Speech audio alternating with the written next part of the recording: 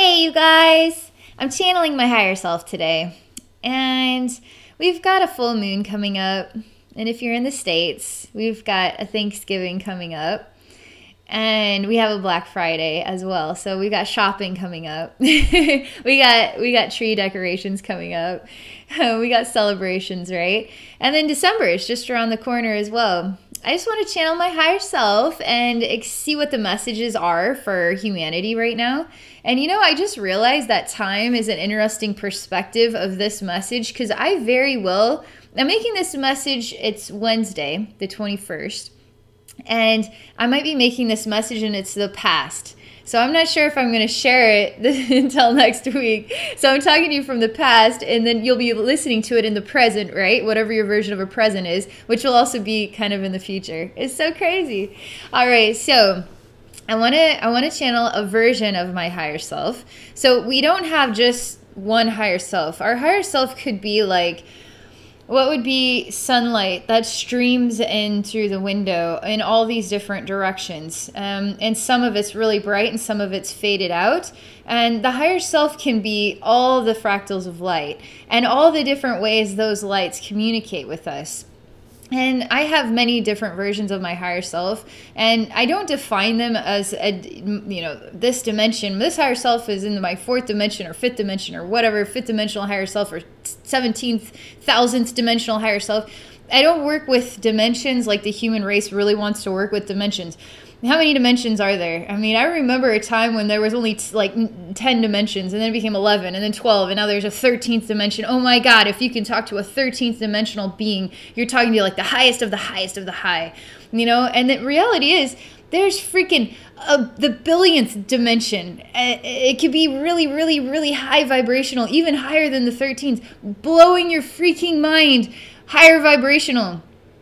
But higher vibrational doesn't always mean good. You could have a very wise chaos. and that also is like a high vibrational chaos, You can have low density as well. You can have all different, you can have everything. It's an infinite universe. You get everything in an infinite universe. You get Walmart, you get McDonald's, you get the human race, you get alien beings, you get spirits, you get everything in the infinite universe.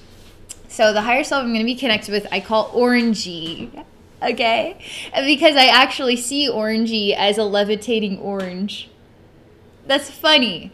Do you see your higher self as a levitating orange? Like literally, like you peel it and then you eat it, a levitating orange. People want to see their higher selves as some sort of majestic humanistic version, or maybe an alien version or something.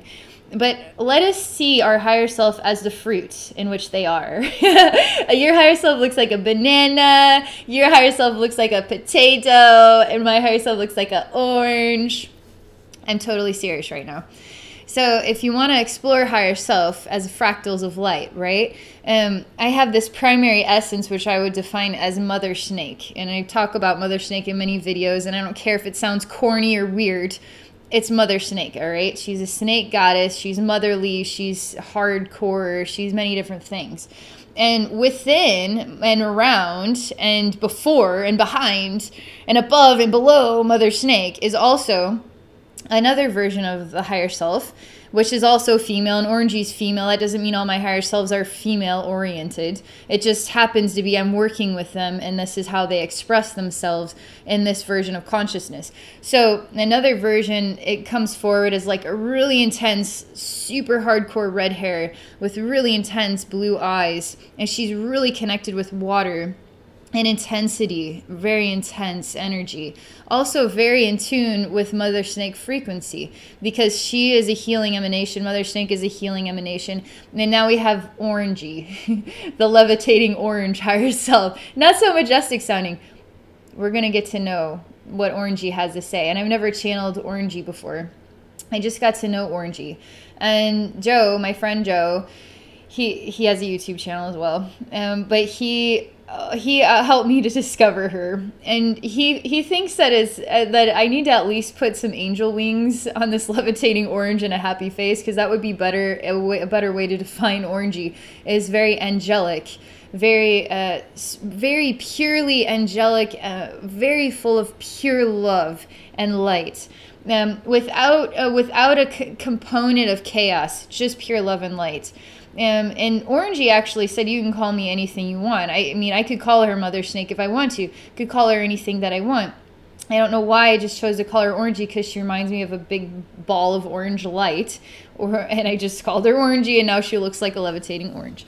So we're going to see what Orangey has to tell us for all these upcoming dates and events and this meaning. It's such a smorgasbord here at the end of the year. You know, we get kind of cramped into all these like events, and we're trying to finalize so much stuff before the next year, and it can kind of feel a little bit scrunchied in there.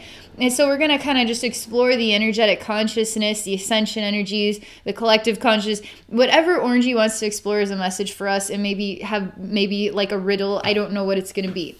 I'm going to go ahead and relax. And I think it's a good thing, because I just recently made a video about connecting with the higher self and discovering that you are the higher self. So I too am Orangey speaking to you right now. And so I'm going to get really in tune and then get into that vibration of Orangey, and then I'm going to share the message, okay? So, all right, Orangey, let's see. All right, so she's like I have to go in a totally different direction to connect with her than when I can feel my consciousness actually moving through an infinite universe. I'm going nowhere. Everything is already within myself. So to actually travel through an infinite universe, you don't go anywhere at all. You just move your consciousness, but your consciousness does not actually ever move. I swear, the illusion of being human, we have to walk to get places, but it's our consciousness moving us. The world is working around us. The universe revolves around us. It's our consciousness that is using the idea of movement that's giving us the illusion of moving forward, but we're always standing still. I'm going to just tell you this crazy reality that if you were in heaven as God consciousness, you would not be moving. Because you don't need to go anywhere in an infinite universe. The infinite universe is already you. You're already infinitely connected to everything. So you just travel within yourself. The idea of traveling anywhere, or you just become that which you're going to. So that's just a little fun fact, all right? of the reality of what I experience as reality. So much different than being human. Okay, so I'm traveling, my consciousness, and the experience of movement is, I'm going off in this direction, okay, which is, let me see, right or left side? Okay, right with this hand, so that's my left side, okay. Okay, so as I go closer to Orangey, I feel within myself intensity in my heart and in my mental body, okay? And I'm just allowing myself to feel the frequencies. So I'm just experiencing intensity. I don't know why as of yet, but I am just experiencing that. It's almost like, you ever feel like light is too bright and you got to shield yourself from it because it's burning your eyeballs right now? It's definitely not burning my eyeballs, but there's a density to the light itself and it's overwhelming me. So I'm kind of like doing this right now as I'm going closer to Orangey, which is this crazy bright white light. It's like, it's almost so dense that I'm feeling smashed or crushed by it. I'm like, man, Orangey, you're too much. Like, but I'm quite amazed, and I definitely don't see you as an orange levitating in this moment. It's more like a diamond, a super extraordinary diamond, and there's light blasting in every single direction from this diamond. And if I get closer, she's holding the diamond in her hand, and it's actually it's part of her heart. It's part of my heart. It's part of the heart of creation. There's some meaning to the diamond, and it echoes to me that it's a heart. It's my heart. It's love. It's something of this nature. So when I get closer, I actually see her as a woman. All right. I'm not able to define what this woman looks like, other than I'm experiencing the emanation of a female, and it's so bright that it's like I'm still trying to make out what she actually looks like. It's funny because we feel we're walking through the dark and we can't find our way. Imagine trying to walk through extreme light and find your way. You'd be bumping into walls. You'd be like, it's so freaking disoriented. Sometimes dark is a lot more tolerant than light, especially if you're not used to, adjusted to that brightness, right? So, okay, so I'm still like trying to focus like my eyeball lenses to see her in the light, okay? because I'm also having to process the consciousness of the light itself and adjust to that vibrational frequency in order to see. So I'm still a human, you know. All right, so okay. So I'm before her. I'm a knight. I'm a man. I'm bending. I'm like kind of on one knee, and I have a sword beside me. And I'm sort of this is a gesture of reverence and respect. And she's like a goddess. She's really bright, and I'm able to see her more clearly now.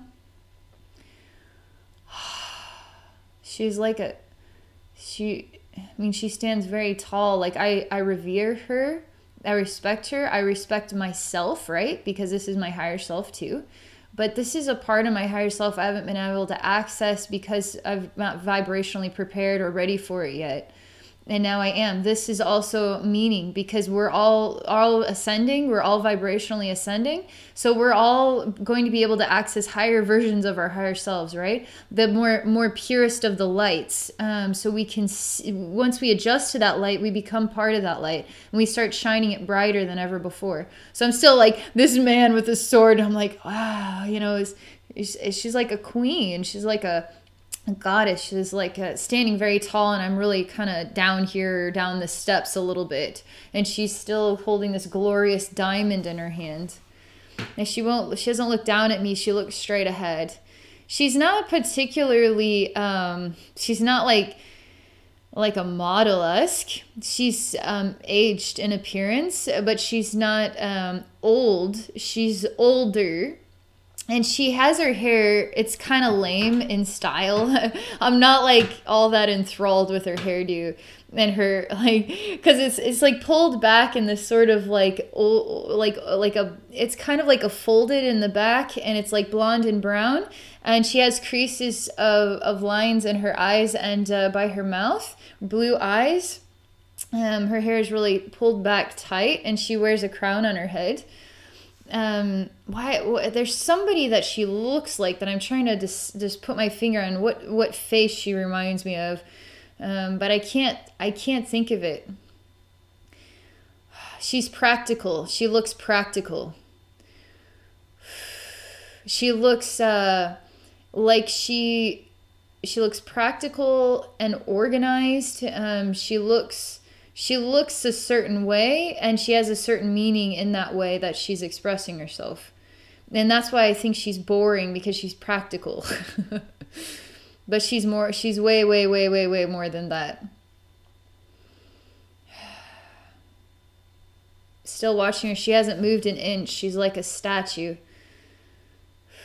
I'm going to go ahead and just accept her as she is, and I'm going to close my eyes, and then in the energy world, actually, as this man, and I'm going to tell her, I accept you as you are.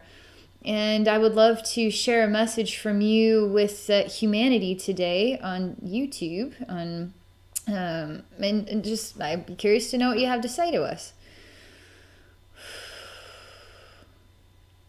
All right, so this is pretty deep. This is pretty hardcore right now. It's about war and a lot of suffering, and the sorrow that comes from being ripped apart. Not only your flesh being ripped apart by the act of just killing another person, but your family's ripped apart. It's about war and being ripped apart. And mental body being ripped apart. I see a brains kind of have two sides, a right and left side. But somehow the brain is being ripped apart.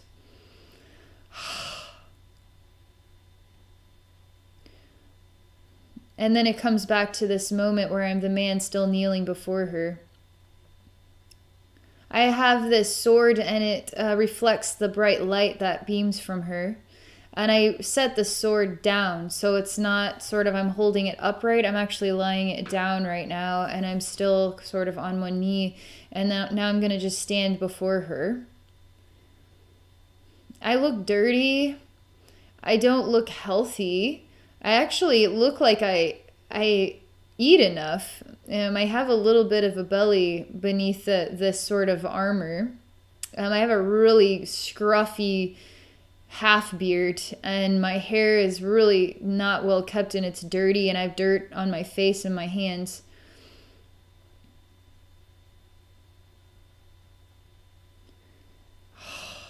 And there's anger also within me.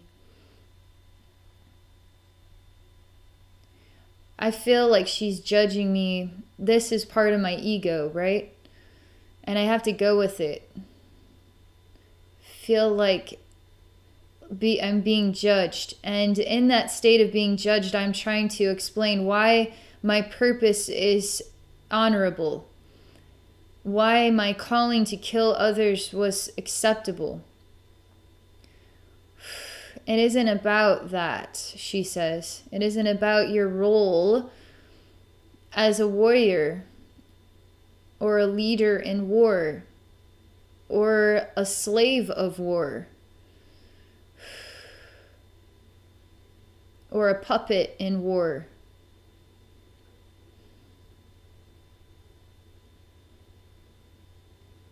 This makes me even angrier.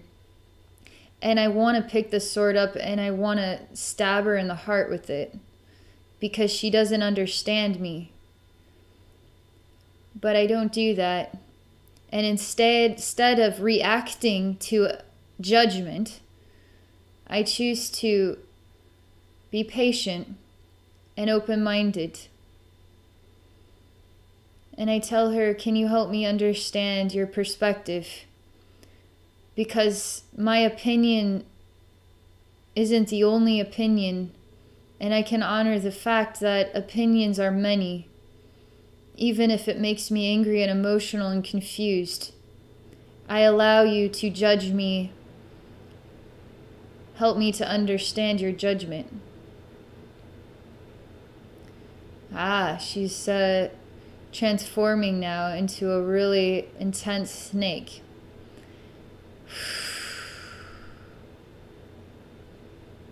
And then she flickers back into this really bright. She's like still trying to make sense of what her presence means to me. It's like a figurehead. It's like being an idol, like being the reflection of manners and well-learned identity, a presence that is respected because it is of a high stature. It reminds me of, in the olden days, we had better manners.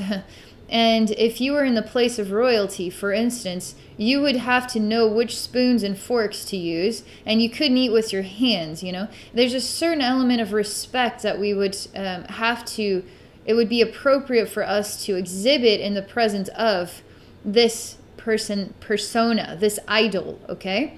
And so she's emanating that for a reason, because we got to learn, there's something to be learned from this, okay?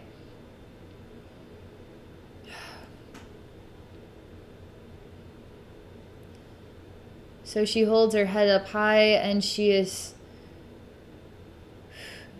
standing strong on her feet. And it's interesting because she reflects back into what I define as Mother Snake, which is a chaotic side. But the chaos can be in balance and be extremely wise. We don't find chaos to be wise because the chaos is oftentimes out of balance here on our planet. So we're ripping each other apart instead of bringing wisdom to the chaos within. We're bringing balance to the chaos within. It's like somebody judging you, whether it was an honest assessment, as honest as it could be, as honest as I could define it as, and it's pissing you off because you don't want to accept the truth about yourself, or it was not, it was just a slap in the face, and it's because you don't want to work on yourself, you know, so it's bickering, you know, it's judgment can create bickering when we're not in balance, all right? Because we get angry. And this is the human race we're talking about here. This is what war manifests here. I'm right, you're wrong. No, I'm right. I'm going to defend my people and kick the shit out of you. And now we're doing that in relationships. We're doing that in our families. We're doing that with friends. We're doing that on a bigger picture between countries. That's the human race, you know, because we can't tolerate each other's judgments and opinions and ideas of what's right or wrong. And we want it all for ourselves, or we want to work with and become flexible with people who aren't sure how to be flexible. I mean, this is huge. This is huge assessment of the human emotions, behaviors, conscious presence of how we interact with each other, negatively or positively. So the chaos side of myself is here with this pure light side of myself, but they're sharing a powerful message together. And we might as well throw this redhead in. I don't have a name for her. I don't call her Reddy or something. Maybe her name should be Red, like Reddy, you know. We have Orangey, Reddy, and then Mother Snake, like Ready, Set, Go, kind of. But who knows? Nope, the redhead is not present at this time. I'm just going to be working with these two. All right, so... All right, so something in the meaning of this is changing, because the redhead is in the heart of the snake, okay? The orangey is this bright light emanation, and they're flickering back and forth, and they're starting to merge together right now. And I'm feeling this inside of my own heart. I feel overwhelmed by it, and it's sort of lifting the veil in a way, so that we can understand the meaning of love on a level we weren't able to access it before, because the veil would not allow it to be accessed before unless you were, I mean, it just would. It's almost like the air is tainted with a type of poison that we're all ingesting, and it's making us go crazy by nature. And somehow that poison or toxin is being lifted so we can access true emanations of love, because it's just simply change. It's simply change. We're just exploring our reality in a new way. And so we can behave or appreciate each other in new ways. It's just simply exploring an experience, right? The soul is simply just here to explore experience. And the more that we get attached to being human and how terrible all the things that are being done to the human race, and we're never going to get free from, you know, from some evil eye, you know, from Big Brother, from the evil reptilian race, you know, who cares? We're just simply souls having an experience, and the experience simply is like this. And the more that we can come into ourselves, and just simply be a presence of love as best as we can, and accept other people's responses to their own realities. I mean, this takes hard work, you know, it does. It takes hard work. It's not as so easily done as it is easily said. But there's something to just bringing it inside of ourselves and not being attached to any type of outcome, other than just appreciating the experience for itself as it is, as best we can, right? But when we get into our hearts, get into the love within us, there's meaning there. There's precious, precious meaning there. There's this diamond, infinitely beautiful, extraordinary, bright light diamond. And that is who we truly are. Each and every one of us is this beautiful diamond here. And this is just a version of my beautiful diamond, which is also a version of yours, which is also a version of everybody's, because we're all a part of the fractals of light. And we're all God. This is important here.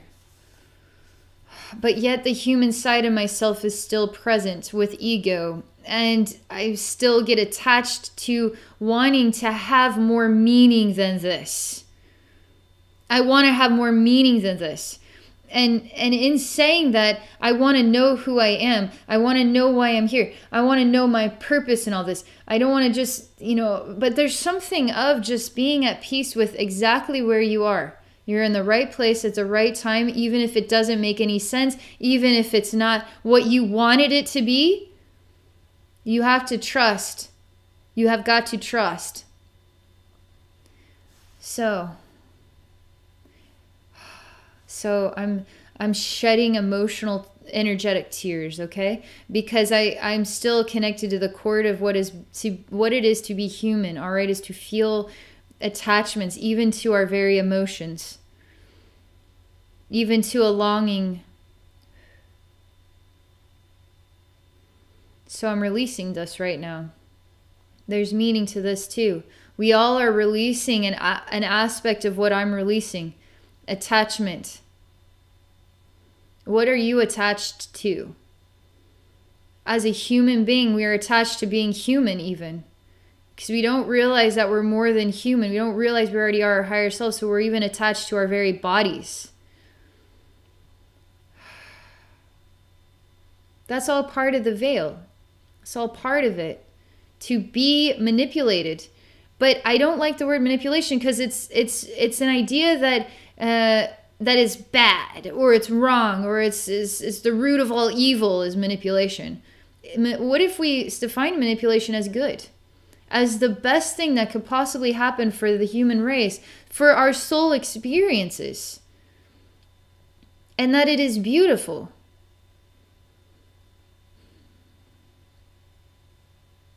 All right. Now I see Orangey is changing her identity. Not so much a representation of sort of like the Queen of England. I own the world, though, is kind of, I mean, she stands as an idol, a queen, and it's almost a little too strong. And the message of we are bowing down before others, it's softening monumentally. And she has very, very unusual angel wings. She is very unusual. She's very unusual. She's both Mother Snake and angelic. And she has very creepy looking eyes, but unbelievably bright heart. Creepy does not have a bright heart, but somehow she does. Because she's both chaos and love. This is super important that we understand this message together. What is the value of chaos is good, okay? Especially when it's in balance. When it's not in balance, we are ripping ourselves apart and ripping each other apart. That's chaos out of balance. Chaos in balance is deep and wise and has seen hardship, but has conquered it. It's not in the state of pity and self-wallowing pain and taking the anger out, and everybody is the victim, and I am the biggest victim of them all. That's chaos out of balance. And that's a lot of the human race, chaos out of balance.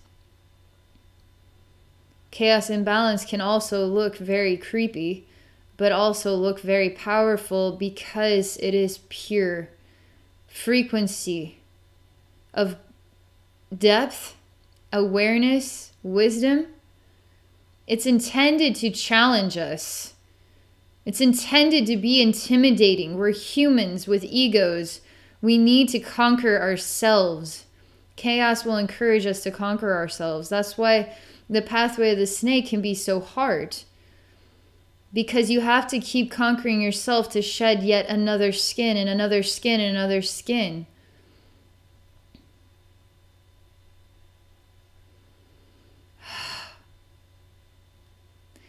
I am shifting and changing. As this man, I walk up the stairs without question. I belong here. And I walk into this emanation, which is both a flower and a butterfly. It's transforming both into a flower and a butterfly simultaneously. It's almost like a flower that has wings that can fly, but the petals too are many butterfly wings as well. And it's really pretty. It's a bluish purple color and a purple pink color intermixed and white. Okay, so this is important here. And there's anger and tightness in the heart. There's resistance in the heart. There's also resistance in the mental body. But everything is as it is already perfect in its own nature. So when I merge with orangey and snaky redhead, when I merge with all of them as this man, that becomes the flower or butterfly, I still have more journey to go. There's still tests involved with this. In the inside of the nucleus of this expression is more of the pain and suffering of the human. and we're talking about a collective that put every single human together as one human. One human is a reflection of our collective. So I too, as one human, am a reflective of our collective, as you are. This is super important. And so when I go into the nucleus, I find myself, but I find myself in many parts, as many people on a planet. I myself am God, okay? You yourself are God. So when you're God, you're all the fractals of your own light and many parts of yourself, comprehending yourself in your own way, in your own journey. So as a human, I'm also a part of everybody. I'm also God. I'm also an infinite soul. But I'm still in the individual experience, and that is beautiful because that is as it is meant to be.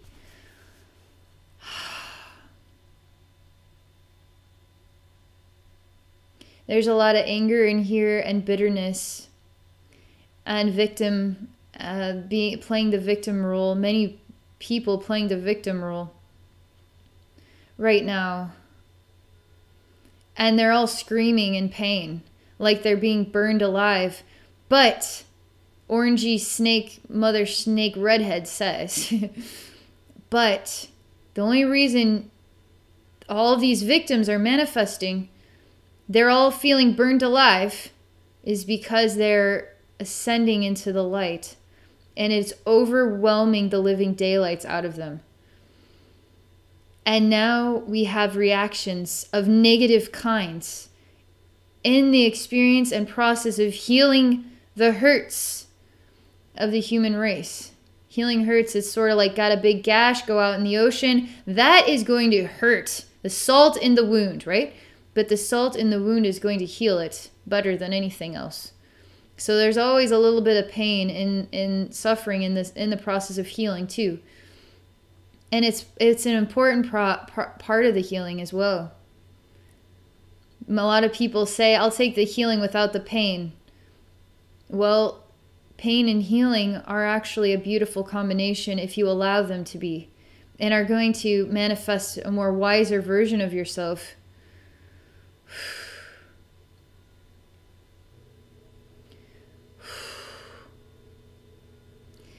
So my higher selves are smiling at what we are watching here with the suffering of the human race.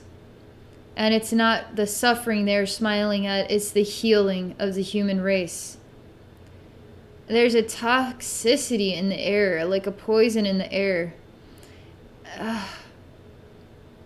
And I will say this is very energetically jarring to express this message right now. And it's really hard on my heart and my mental body simultaneously. But I'm also in this state of being a part of the collective and exploring all these messages. And this toxicity in the air is a green smog. And it's a vapor, and it's being ingested into our blood. And we are being taught that we are toxic. We don't even know about this, so to speak. Of course, there's conspiracies, obviously. There is awareness. We do know that the world is being poisoned. We do know this. There's a divine timing, I will tell you. The awareness is there. There's a divine timing for the appropriate time for the baby to be born, the appropriate time for the human race to heal, right?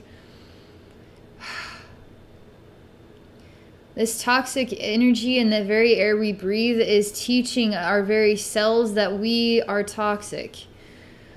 And the cells are tired of having to continue to consume this toxic energy, and a lot of us are dying from it. Emotionally, mentally, physically, spiritually. That is our test, our challenge. This is getting a lot harder still because the clench and the tightness is still very much so there. And I must persevere it. I must persevere no matter how bad and tight and difficult it gets. I must persevere. It gets a lot harder. am like puking my guts out. Literally, guts are coming out of my mouth. And I'm transforming into a very sick-looking insect. From a human into some very disturbing form. And the ground is all but meat, is what the word is meat, but it's all soils. And I feel like I'm being burnt by acid. And I'm screaming and I'm crying and I'm begging for this to end.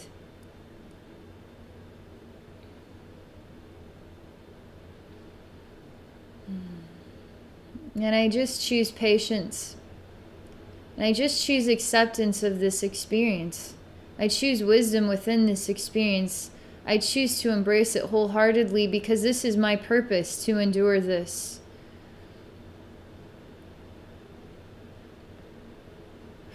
I clear my mind, I clear my senses, clear my identity of the idea of suffering.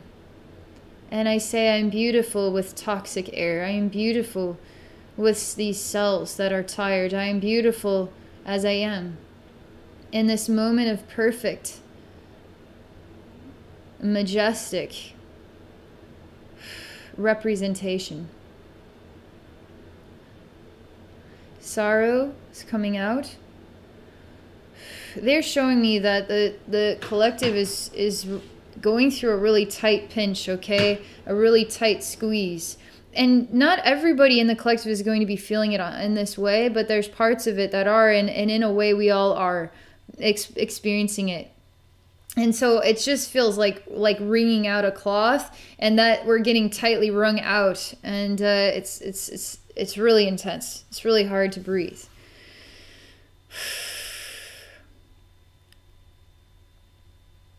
All right, so this is going to get interesting here, okay? Because they're showing me two different versions of experience, identity, and time, all right? One is what you would define as souls that opt to carry the burden and the pain. And so these souls are part of a timeline of being wrung out in order to help with the ascension and evolution of the human race. Another timeline of what feels like so much peace you couldn't possibly imagine. It's almost like a joke. Like there's seriously peaceful souls having wonderful, happy experiences. I have no idea that this is even going on because they didn't come here to carry that burden. And that's actually perfectly fine. Some of us did come here to carry that burden. So we're feeling it more tightly than ever before. And we're doing this, carrying this burden to help so we can process it. We're strong enough to process it. And some of us aren't strong enough to process it, but we came here to try as best as we can. To be a participant in this, to experience the challenge, okay? And so that they're showing me these two different timelines or two different connections with the energy and ascension energy.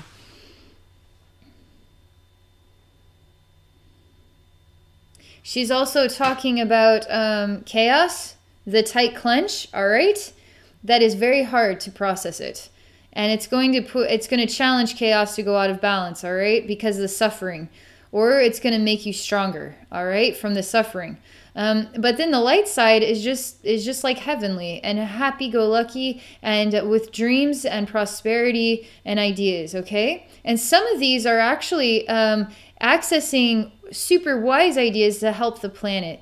So that some of them are going through this, some of them are not. But it's all in divine timing. Everything is perfectly aligned with divine timing and is as it should be, okay?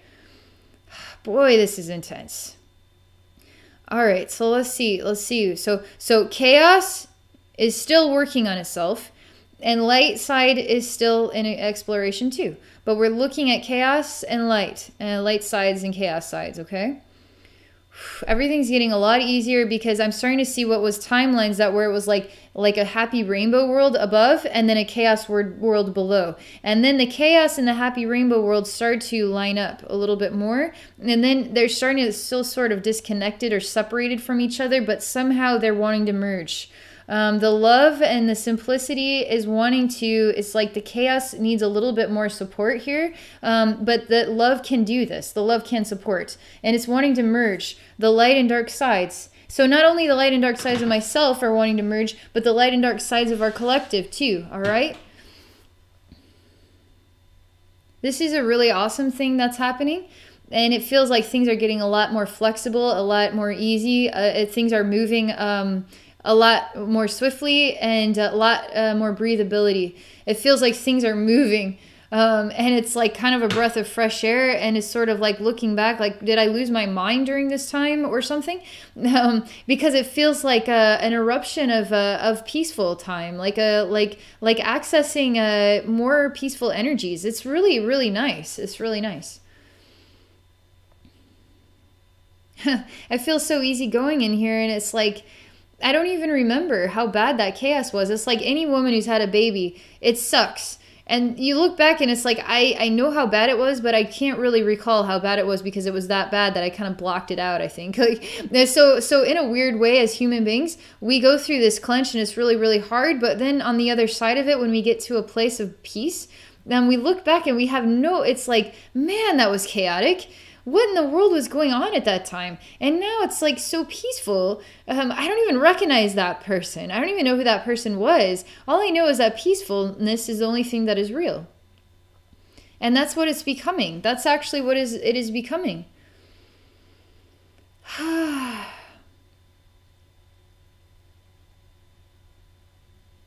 Man, they are like so ready. They want to talk. They're showing me more stuff. Something about a bucket and a rope, and they're having the bucket going down into a well, okay? They're sending the bucket down into the water. And it's like very slow motion. Like, why don't you just drop the dang thing down there already? Why you gotta be all slow about it?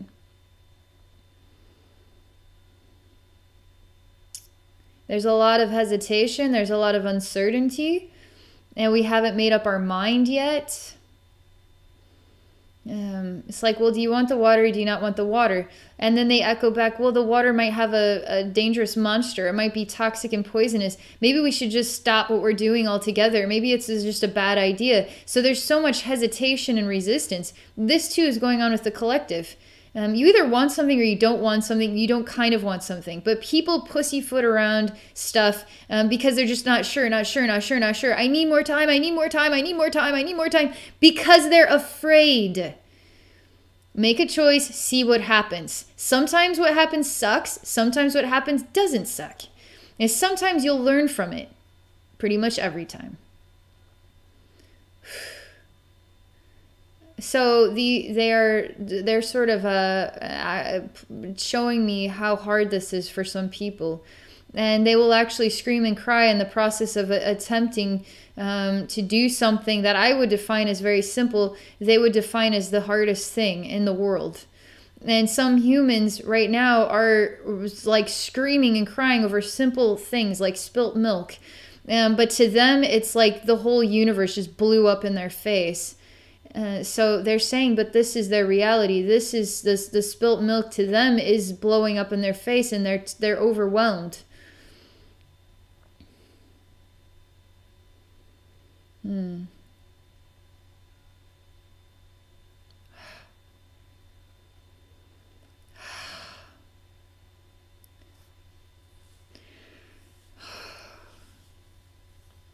talking to them about this idea. And I say, well, there's people here that would see it as spilt milk. So what if we wiped up the spilt milk so they could see that the universe wasn't blowing up in their face? Would it matter? Some people just want it to be a broken universe. And you could clean up the spilt milk all day long, but they would just spill the milk again and just continue to play the victim role. Like, some people are like this. What do you do to help them find balance within themselves so they don't have to, we don't even know anything about the spilt milk or the universe. Like, we just move on with our lives.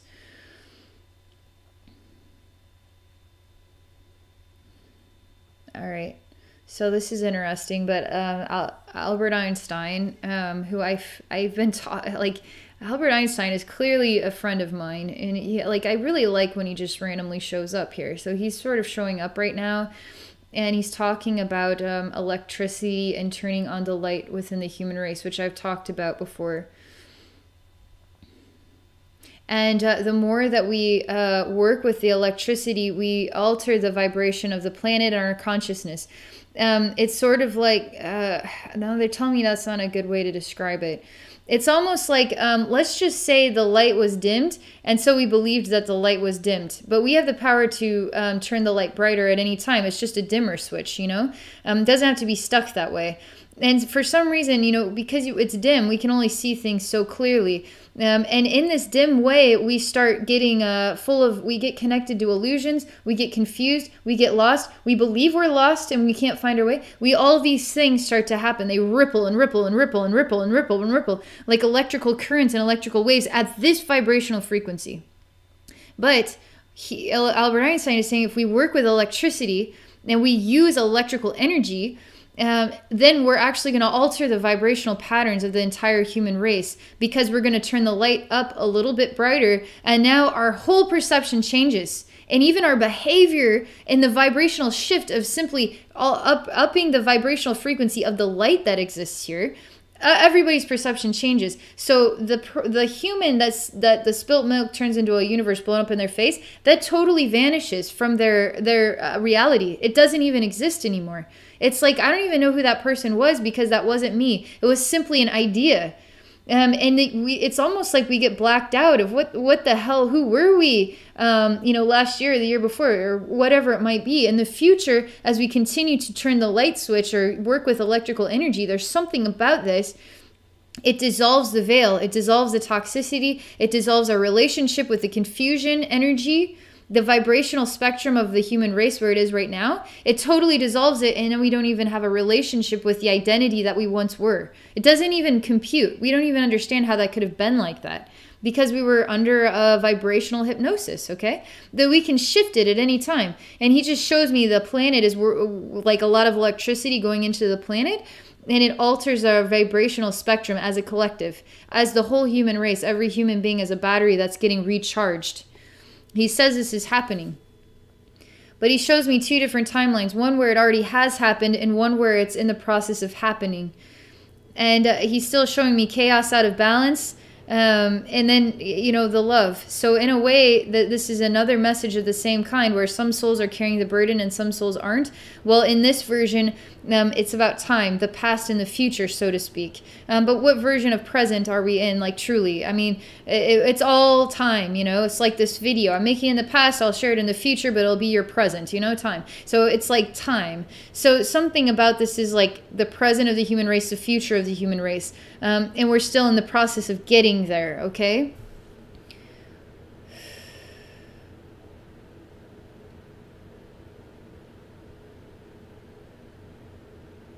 He just shows me a heartbeat, and when the heart stops, you take the CPR or whatever, some sort of electrical shock to the heart, and the heart starts to beat again. Electricity will start the heart of the human race. Electricity.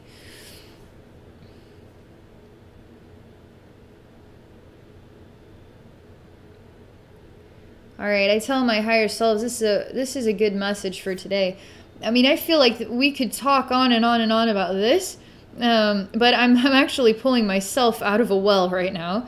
I was really deep in this energy of themselves, and so I'm just coming up and out, and I'm just going to stand here again. And the whole image just sort of disappears, and I'm just a blink of an eye in an infinite consciousness. And that's it. All right, everybody. Wow. Okay, that was a long, super long message. Takes a lot to endure a message like this. All right, well, I hope you enjoyed it. And I hope you I don't know when I'm going to share this, but maybe, you had an awesome Thanksgiving, or maybe you had an awesome Black Friday, or maybe it's like 10 years from now and it's almost the weekend, or, I don't know, but I just wish you awesomeness. So thank you for watching this video. And if any of you would like to explore a psychic session with me, please visit me at my website at Abbey Normal's WisdomQuest.com. Thank you again for watching, and I wish you all a wonderful day.